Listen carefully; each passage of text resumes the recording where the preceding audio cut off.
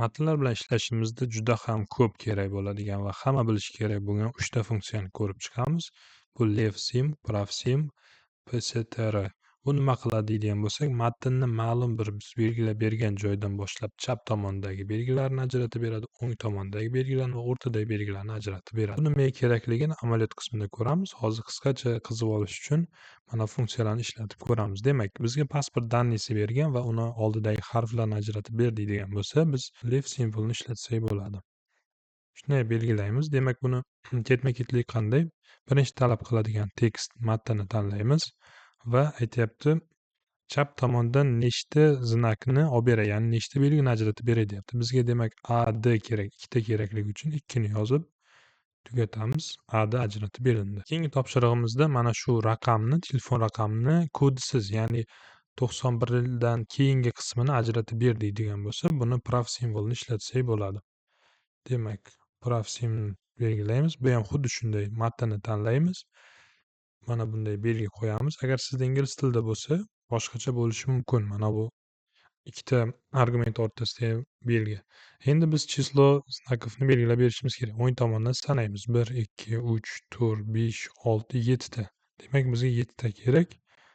Tanlaymiz, tayyor. Endi birozgina qiyinroq bo'lishi mumkin. Mana shu telefon raqamini ichidan kodini ajratib ber. Ya'ni bu qaysi Beeline, Ucellmi deydigan bo'lsa, bizga mana 91 ni ajratib berishimiz kerak. Buning uchun ushbu funksiyani ishlatamiz. pstr. Matnni belgilaymiz.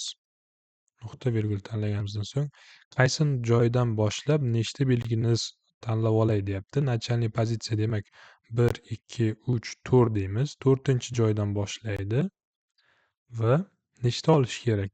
4, 5 ni oladi. Demak, 2 tani oladi. 2 ta deymiz va tayyor, ajratib berdi. Biz hozir qisqagina funksiyalardan ajratib oldik. Endi amaliyot qismiga o'tamiz. Bizga mana bunday kod keldi. Bunday kodlarni hayotda ham ko'rishingiz mumkin, chunki qaysidir dasturlar bilan ishlaganingizda u dasturlarni kodlarini mana shunday shaklda bo'ladi.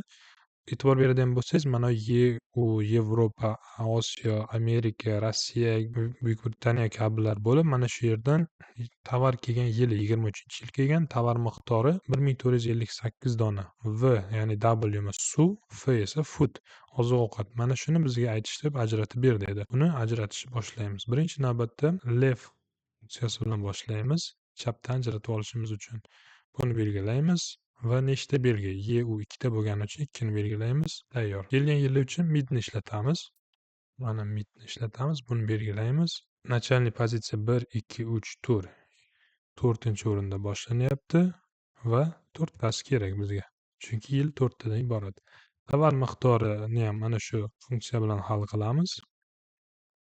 Matnni belgilaymiz. Nuqta virgul qilib 1, 2, 3, 4, 5, 6, 7, 8, 9-o'rinda ekan, ming boshlanish joyi 9-o'rindagi 4 tani olib ber. Tayyor. Va oxirgisiga prav sim qilamiz. Ishimiz hal.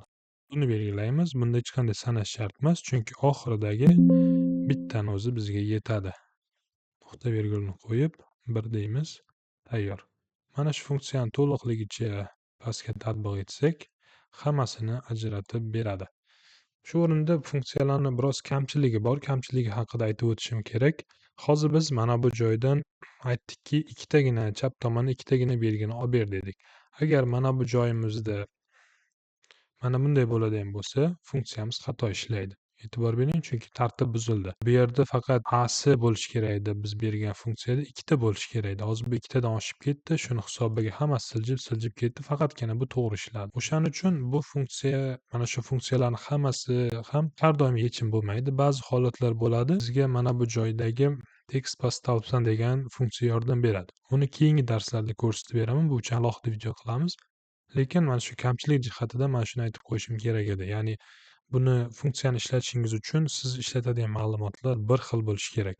Agar qaysidir joyda 23 emas, faqatgina 2023 emas, 23 deb berib ketilgan bo'lsa, bu funksiya xato ishlashi yoki kerakli natijani bermasligi mumkin. Lekin umumiy holatda bu funksiya bilan anchagina muammolarni hal qilishingiz mumkin.